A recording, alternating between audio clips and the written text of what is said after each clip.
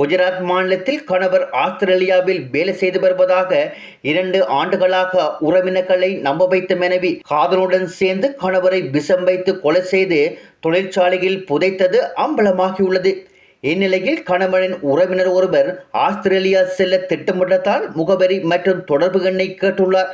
அதற்கு மனைவி முன்னுக்கு பின் முரணான தகவல்களை கூறியிருக்கிறார். இதனால் சந்தேகமடைந்த தனது சகோதரரை காணவில்லை என நபர் ஒருவர் போலீசில் புகார் அளித்தார். அதன்படி வழக்கு பதிவு செய்த போலீசார் ஜிக்னேஷை கண்டுபிடிக்க விசாரணையை தொடங்கினர். அதில் திருமணத்துக்கு முன்பிருந்தே நிலேஷ் என்பவருடன் பிருத்திவிக்கு காதல் தொடர்பு இருந்ததும் திருமணத்துக்கு பிறகும் அந்த உறவு தொடர்ந்ததும் தெரிய வந்துள்ளது.